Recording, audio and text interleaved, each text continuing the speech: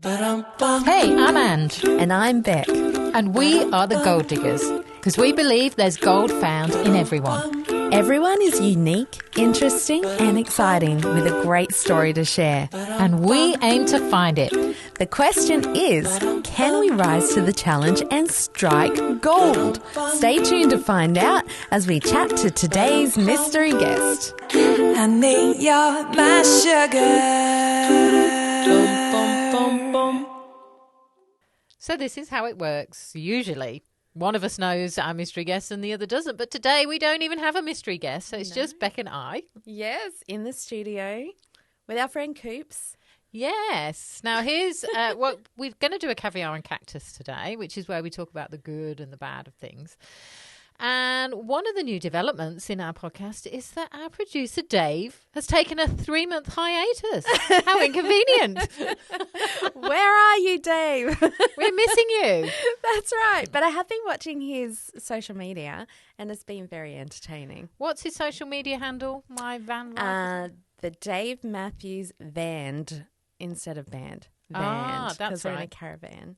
So go follow Dave Matthews Vand, and it will show you that he's taken himself, his wife, and his 3 kids in a caravan around Australia. And he's been chasing chickens. That was today's. I was very impressed. Yes, well, I did speak to him earlier, and my opening line was, "Are you knee-high in pig's muck somewhere around Australia somewhere?" So, yeah, he's taken this time to take his family away. It's something that they've always dreamed of doing. Yeah. And they put it in their schedule. They've been planning it for months, packed up their house. I think they rented out their home, and they've just put all their family in a caravan and travel in Australia. I think what a wonderful thing to do. It looks like so much fun, and it's really going to produce amazing memories for them all as a family, especially the kids at those ages as well, like that middle childhood. I think these are things they'll remember for the rest of their lives. Yeah, and I think I love that he's doing it because, you know, sometimes it can be a bit of an intrusion into life to take time out, and a lot of the time we think we don't have time to take time out, and I like how he's prioritised that. Because he lives a busy life. Podcasting is not easy. He's running a business, depending on other people. So to do that and prioritise that when your kids are young, I respect him for it because I think it's an amazing thing. So one thing I really like about what Dave's done and taken his family on this road trip is he's finding that balance between work and life, isn't he?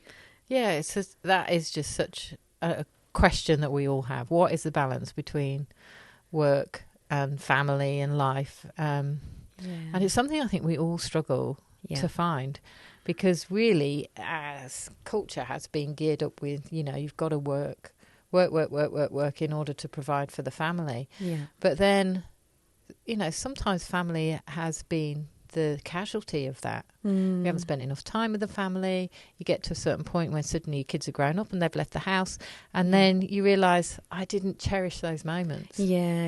And it's something really close to my heart, actually, because I've always wanted to make the most of every moment with my kids, as do you, and most parents do. I think this climate that we're in at the moment, like even Kelly was saying on the podcast a couple of weeks ago about everyone's tired. Yeah, we're just busy. Yeah, life is just busy in general. And there's a real economic pressure on everyone at the moment. So I think people are working more just to meet basic needs. There is a real tiredness that's come on people, and everyone's feeling it. And I feel it for people as well as feel it myself. So I think when we get into these clencher moments of this pressure that is necessary to just keep things afloat, but also making sure we're not neglecting our relationships. It's almost about it really is about being mindful of the time that we are spending together, isn't it? Just taking the time to look into each other's eyes, to really listen when we're having a conversation, to enjoy meal times together when we can, probably capturing those moments. No, I know what you mean. I actually really admire what they're doing. It's not particularly, like in England, it's not a cultural thing to do this. But I have seen it more and more people are doing it in Australia. Now, I don't know whether that's just a change globally or whether it's just the nature of this country, because I think people are generally sort of more transient in this country. They change careers or they'll change locations a lot more frequently. Yeah. And I really like that. Like here, you have long service leave. You don't get that in other countries. Yeah. But I love that. I love that we actually invest time. We give time back to people here so that they can do things that they're interested in aside from work. Yeah. I think it's really important. So I love that a lot of people here actually do get in caravans and they go traveling across Australia or, or whatever. Yeah. Because if I was to think of Dave's kids, for instance, when they're older and they think back on their childhood, I know this is going to be the moment they'll be talking about. Yeah. Like I saw a video this morning of Dave dragging his son around on a boogie board on the grass. Yeah. And then he wanted Dave to keep doing it. So Dave put them all in the back of a tractor and took them on a tractor ride. Yeah. I mean, how cool is that? Yeah. He is cool, Dad, though. We did talk to him. He's funny, Dad. Yeah. Like, do you remember he was actually on the podcast a few months ago, and we asked him this question. He goes, I'm fun, Dad, and Talia gets upset because you want serious Dad every now and then. But the kids are going to love it, and it's really important that we do that. I'm actually upset that my son is now 20 and I missed the opportunity for us to do those things. But we've done so many wonderful things in our life. We've travelled the world and we've seen a lot of things. We have some fabulous holidays, and we still get to do those. Yeah. So we've got many great memories. Yes. And so you have to do what is within your ability and capability to be able to do. Yeah. Yeah. No, it's all very purposeful, isn't it? Yeah. And I think sometimes we can actually feel guilty for taking time out of work to focus on other things. But we should never feel guilty about that, because actually I think when we get to the end of our days, they're the moments we're going to remember. That's right. And cherish the most. Yeah. It's nurturing those we love, isn't it? I love that. Yeah. I love how you've put that. Yeah. And I remember him saying that life can dictate to us what to do, but at some point we have to dictate to life what we're going to do. And that's why he's taken this break and just gone on the road. Yes. We applaud you, Dave. Yeah. Well done. Well done. So if you are joining us on YouTube, Dave, hi from the studio. We're all doing well. And we have Cooper with us. Say hi, Cooper. So Cooper is our new producer, and we're going to throw some questions Cooper's way today because we don't know him very well either, and we want to get to know him. How are you handling us, Cooper? Is it like, are we really annoying?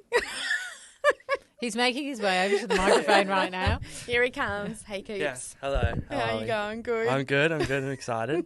Good. Glad to have you on the show today. Yes. Yes. Thanks for being here. Have you been enjoying producing our podcast? Yeah, look, it's been fun. It's a new challenge for me. I haven't even done podcasting. I only just started producing, so it's fun. Yeah. We I like are it. challenging.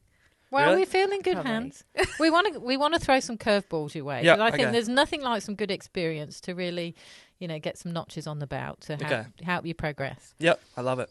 So, first of all, how old are you, Cooper? I am 21. You're As of last month. Oh, happy birthday. So yeah, young. thank you. I know. And is this what you want to do in audio It's engineering? definitely something I'm really interested in. It's Yeah. a field that is so new to the game, and I love it. Yeah. Yeah, it's interesting. So Well, what have you welcome done to team. previously? Social media and Yeah. marketing, basically. So I just finished university in marketing, Great. Yeah. but I probably did social media and small business for about 2 years ago. Yeah. Yeah, Yeah. it's been really fun. That's awesome. So, welcome to the team. It's really great to have you on Thank board. you. And I know you're going to do some stuff on social media and, just switch things around. So, we're really excited about having some young input into that. Thank you. So, one of the questions we were going to talk about, because obviously Dave's gone away and he's left you responsible for everything. Yep. Is that a lot of pressure? Because he's fulfilling something on his bucket list. Yep, which is great. And as you get older, so myself and Becca in our 40s, as you get older, you realise time's running out a little bit, and those things become a bit more of a priority, that we want to achieve some of the things. But as a young person, is that something that you think about? Like, there's things I want to achieve in my life. What would they be for you? Yeah, definitely. I think trying to just work it out. I don't know everything right now and exactly what I want to do or what direction. Yeah. Just sort of leaning into like what I enjoy at the moment and having fun. Yeah. And I think it would all sort of work itself out. In terms of what I'd want to do in the next couple years, I'd really like to work and lean more into my creative flair, I would say. Yeah. And really just enjoy the work I'm doing around good people and people that really inspire me as well. And also one thing I told Dave was I really wanted to challenge my perspective. Yeah. So just meet people who have a really different perspective in life. And to stretch yourself, like that's wisdom right there, isn't it? Just It's pretty fun. Yeah. I love it. I Cool. mean, it's a really cool job at the moment, so Yeah. pretty lucky. Awesome. It's so good to have you. And so what's one of a bucket list item that you want to do? 100% it's going to be traveling, but in more just like some more adventure stuff. So skydiving is definitely on the list. Yeah. Awesome. It has to be done in the next year, I'd say. That's So- definitely something that's not on my list. Well, it's funny you say that because it was on my list. So I started my bucket list probably, about 2 years ago. And skydive was one of the first ticks off that. Yeah. And it was purely because I'm freaked out at the thought of doing it. And, you've got to overcome some fears in your life. So, but loved it. It was one of the Where'd best you skydive? experiences. Just in Calandra, locally here. And it was beautiful because it was just on the coastline and we landed on the beach. I've Such a got great to say, experience. it was a little bit surreal being on the beach and watching one of my besties falling out of the sky at a rapid rate. It's like, oh my goodness. But you landed well. I did. And it's not that I didn't feel fear because I definitely felt fear. And I know 3 days before I actually did the skydive, I woke up in the middle of the night and I was like, why am I doing this? What am I trying to prove? What if the parachute doesn't open? All the things that, would put you off. And I remember thinking in the night, I'm committing to do this and I'm not going to allow fear to stop me. I'm going to do this and I'm going to enjoy it. And from that point on, once I really determined in my mind, I didn't feel fear. And so when we came to do the skydive, I actually really enjoyed the experience. It was wonderful. But you're kind of strapped to somebody, and I was just sitting at the edge of the plane, putting my you have to put your hands across you, head back, and then the guy behind us says, right, just lean back, put your chin in, and he pulls you forward. And I naturally just closed my eyes in that moment. Oh my gosh. And then I suddenly thought, I don't want to miss a thing. Why am I closing my eyes? So I opened them straight away, and the first thing I saw was the plane. It wasn't the ground. So I was on my back. And then you realise how fast you're going because you're seeing the plane disappear from you, which means you're falling. And then you spin a little bit. And it's, such a good experience, Cooper. You should 100% do it. Sounds like so much fun. How present do you reckon you felt in that moment?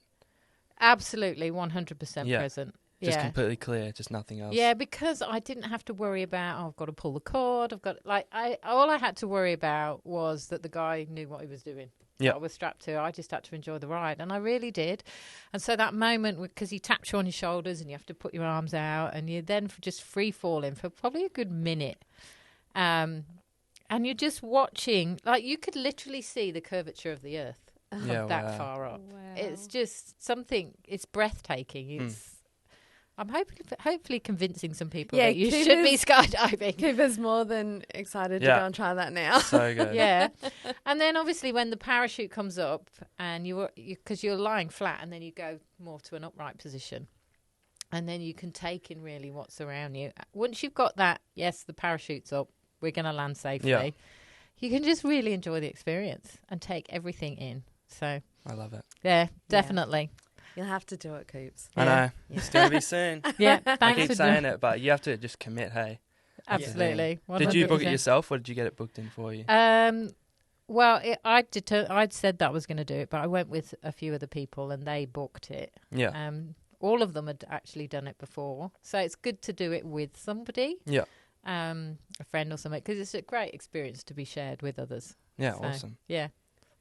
Just don't convince me to do it again. Not again. Maybe I would. Yeah. I would. Yeah. I just have to watch a TV show where someone's walking precariously on a bridge or something, and I'm like, oh, that's too high. Yeah. It's like, no, it's probably not what I'll do. Anyway, we'll have to release you, Cooper, because you've got work to do. I know. What are you doing Thanks sat for here chatting. talking Thanks to for us? having me. Oh, it's a pleasure. Thanks. Yeah. So talking of bucket list items, I'm actually in the process, as you know, writing my second book, which is taking an eternity. It's taking forever, called What's Next. And it's really about this time in life where we do get that sense that time's running out and those things that we really wanted to achieve in life, we perhaps haven't done yet. Yeah. And there's that sense of urgency that I need to get onto it and do some of these things. Yeah. So skydiving was one of them for me, running the half marathon. What are some of those things? And it doesn't have to be anything that's kind of this amazing achievement. It could be family related things. It could be places you haven't seen. But what are some of those things that would be on a bucket list or on your bucket list? Do you know, it's so funny because this year the word Italy has come up so many times. We've talked about this, hasn't it? Like it was just weird. seems that Australians are going to Italy. I What know. is with that? I know. And like I sold 72 books in Italy earlier in the year. And that was bizarre because we'd never, through our publishing business, sold in Italy before. So that was the first kind of thing. And then nearly every conversation or post that I was seeing would have Italy in it. And I'm like, I think God's wanting me to go to Italy. Yeah. I even said to my pastor, do you think I should go to Italy?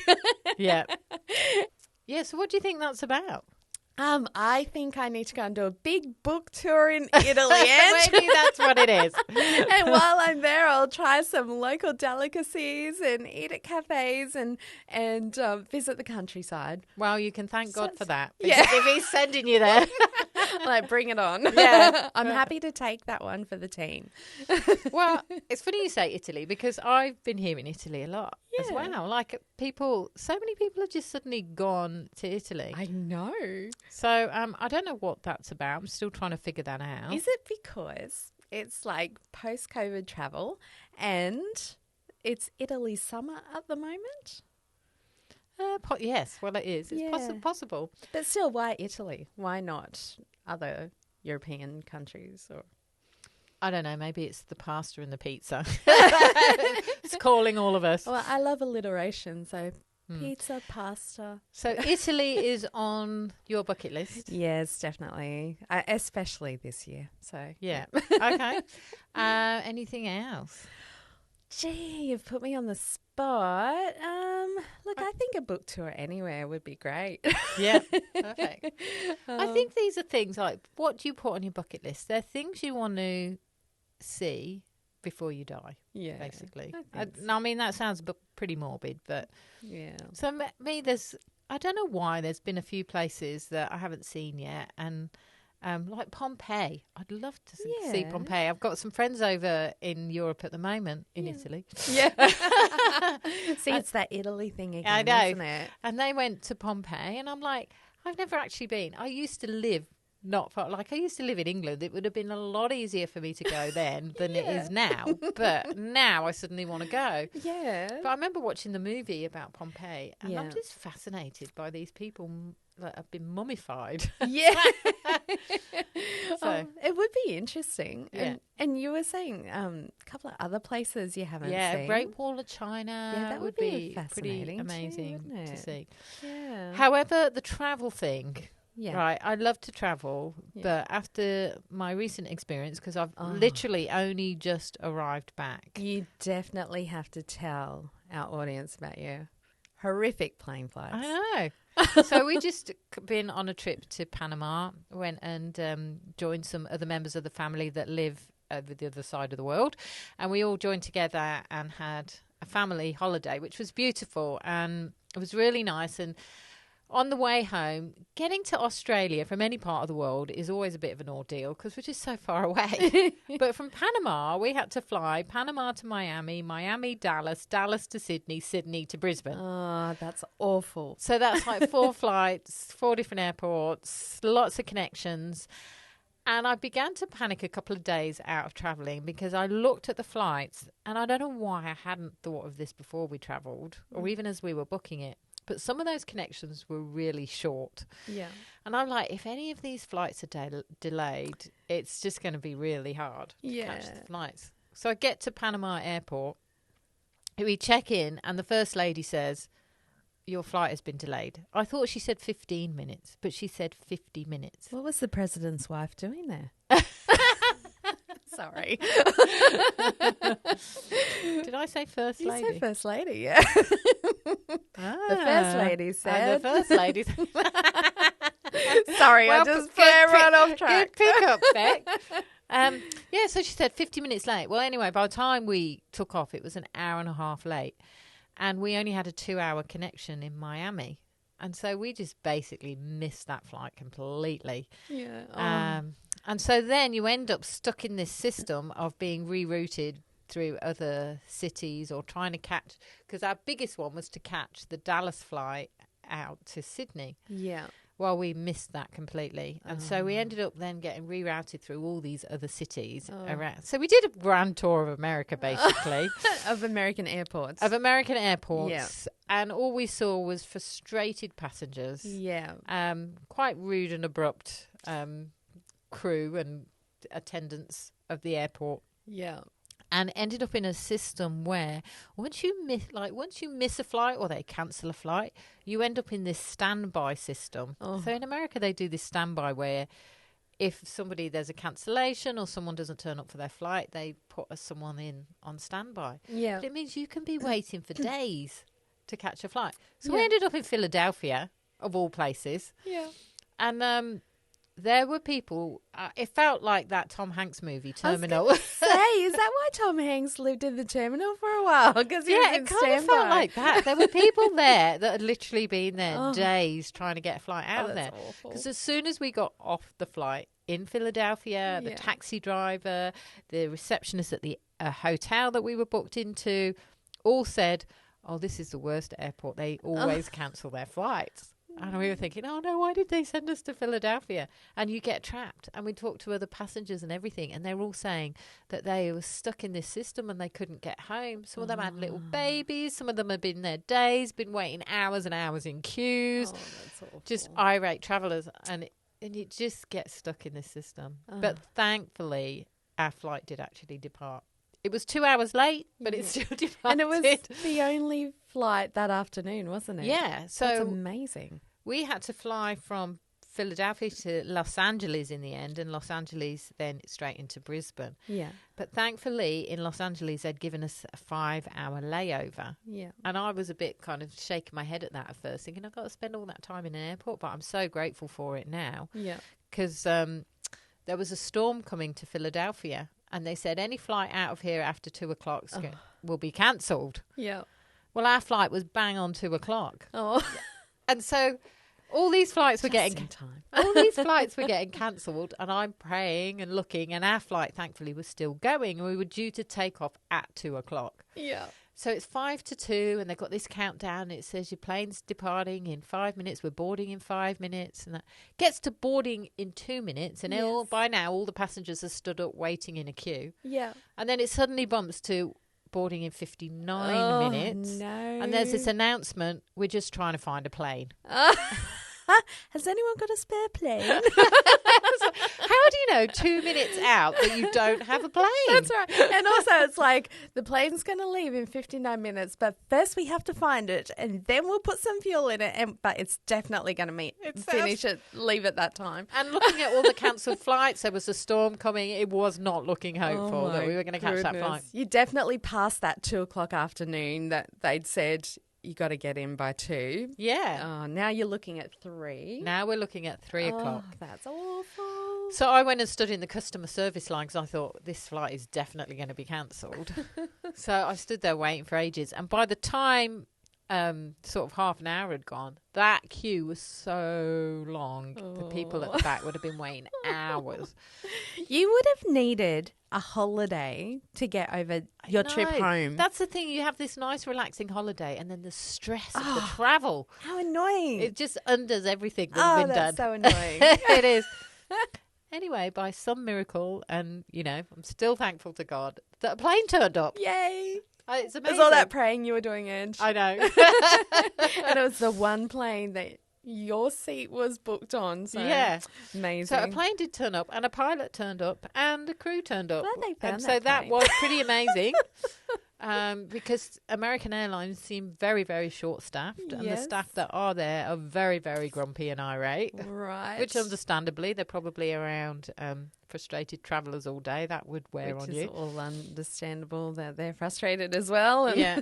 So we finally departed LA. It was about 4:00, and the weather held off. Oh, thank So, goodness. we made it to LA and then managed to catch our connection. But once we got to the terminal, international terminal, and we knew we were catching our Qantas flight, Yeah. I've never been so relieved to see LA in all my life. We Yeah. literally cried. Yeah. Oh, I don't blame you. Yeah. Did you kiss the ground when you landed in Yes, Brisbane? we were very tempted to kiss the ground, but I kissed my boarding pass instead that said Brisbane on it. And there's a lot of things, like a lot of people talk about Qantas here. You know, we complain about our airline all the time, particularly if we've suffered a cancelled flight. And, you know, there are probably some reliability issues that we've faced travelling within Australia. But I tell you what, we have suffered it the good. Extreme, yes. Because seeing how American airports work, Yeah. and American airlines in particular, I know there are other good airlines around America, within America that operate. But this American Airlines, I've discovered, has quite a poor reputation for reliability. Yeah. Wow, I will never, ever complain about Qantas again.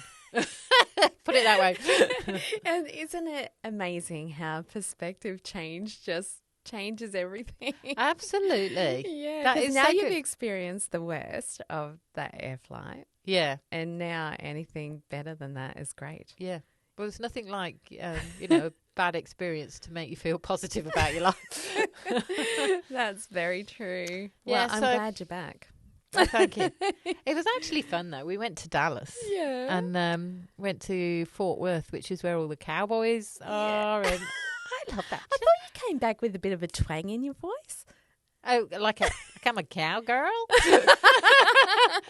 Dallas Do you know Cowboys. if there's ever another culture you think you could like totally integrate into? Yeah. I reckon I'd make a really cool cowgirl. I reckon you would too. know. I saw your cowgirl boots yesterday and they were quite the fit. I know. I was thinking, Yeah. I could totally be. In fact, I've got boots on today. Yeah, nice. I could totally do the cowboy thing. And you the can do cowgirl like thing. those boot skin dances and what they call those.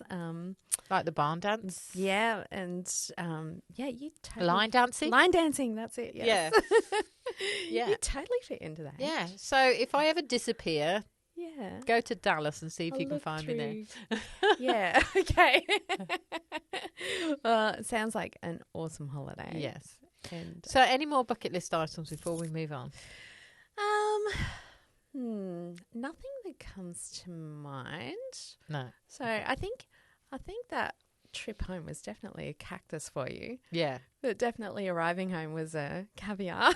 It is. Like I've always felt this whenever I've landed on Australian soil, even before I moved here. Yeah. There's this real comforting feeling that you get of home. Yeah. And I love that feeling. It's like the song I Still Call Australia Home. I know. And actually in Qantas, they're playing that when you and that was quite moving for me, actually, because when they played, like when we walked into a Qantas plane and we could hear that, because it's just like an acoustic song that they're playing as people are settling into their seats. It made me feel really emotional. Oh, yeah. I was like, I'm so glad I live in Australia. oh, we are very blessed here. Ah, We yeah. really are. So actually living in Australia is one of my bucket list items, so I'm living it. You are living your bucket In list. fact, that has probably been my main one throughout my life, yeah. to be Australian, and I am. You are, yes. So we've been doing the Gold Diggers for over a year now. We've had numerous guests, probably about 60 guests in our seats with us. Yeah. So one of the things I wanted to chat about was what constitutes gold. to Yeah. you? What are the qualities in people, A, that we notice regularly, Yes. and B, that we look for Yeah. in people? That's a great question, Ange. Yeah. And I think we've had such a vast variety of guests, haven't we? Yeah. And they've come from all different backgrounds. I think one thing they've all had in common is that they've got to a point in their lives that that they would call rock bottom at some point. And Yeah. I think when you get to that moment, you have a choice of which way, how you're going to handle that. And it's hard because a lot of hopes and dreams can feel dashed at that point. And I think what I love about the guests that we've had on is that they have hit some really, really rough times. Yeah. And at that moment, their choice actually to overcome that rose them up and pulled them through the tough times to a point now that they can now tell their story. And as you know, I love stories. Yes. And these make great stories when you hear of what people have come through and how they've risen above extraordinary obstacles and things that they may not have at the time thought that they would overcome. Yeah, it definitely seems to be a theme, like the cactus moments in our life. Yeah. Definitely lead us to our caviar moments. I think they're the making of us, aren't Yeah. they? I think if life was easy all the time, we'd take a lot for granted. Absolutely. And you'd Yeah. never learn or grow No. or be stretched to do something. So one of the things I've loved is when people reach that point, and all of us do, like we cannot avoid it in life. Yeah. And when we get to that point, it's how resourceful and creative we can be. And I think sometimes it's the making of us. Yes. Because actually we can discover new things about ourselves or look in new places for solutions that we never would have looked before. Yeah. And actually we can... So it stretches us, doesn't it? It does. Yeah. And like one of the podcasts actually that's out a couple of weeks ago was... the struck it lady with the bucket. Oh, Kelly. Yeah, Yes. Kelly. She struck it with a bucket, as Beck keeps saying. She struck it with that bucket. And, you know, she had a young baby that she was having cloth nappies, needed a solution to an issue that she was having of nappies just hanging around in soaking in buckets all the time. So she invented a solution. Yes. She got creative and she created a strainer in a bucket and now that has become her business and it's fulfilled. Yeah. And if you take it back a step before that, so she thought she'd had all her children. Yeah. And that the two girls, or the two older ones, were now at school. And then her surprise baby came along as she was entering her 40s. Yeah. And if that, imagine if that hadn't have happened, she would not have the struck it bucket now. Yeah. So as much as she adjusted to motherhood again, something even like... It pushed her towards that's what her right. purpose is. Yeah. So I love those moments and I love hearing that about people. And I always think there's more in us than we ever give ourselves credit for or believe that there is. And it takes those difficult times in our life to really discover the gold. And I think when we hit rock bottom, we think we're at the end of what we can handle, but it's that movement beyond that that stretches us and grows us. It's like getting to that point and then moving beyond it that extends us to where we didn't actually give ourselves credit that we could be extended to and wouldn't have happened without it. So it's a strange thing, isn't it? It's like, it's horrible to get to rock bottom, but to look back, then you're grateful for the person you become because of that. And I think the other gold I look for in people is their consideration of other people. Yeah. Because we live in quite a selfish society where we are very much focused on our own needs and our own wants. And so to actually be considerate of other people, it's almost alien to our culture right now. So those that do that, and like I think of Ros White, who we had here. She was the lady that does all the IGA supermarkets. And part of her business plan was being to advance local produce and local farmers by including them in her business. That's increased their sales avenues. And she's really helped Sunshine Coast. She's really helped our community. And she's thinking outside the box. She's not just thinking about her own success. She's thinking about the success of a community. They're the gold nuggets that I love in people that, you've still got drive, you've still got determination and motivation, but you take other people on that journey with you. That's right, yeah. And she's so inspiring because she did go through some really rough years, and I think that's what's given her compassion and thought for other people in that extension of herself, really, hasn't it?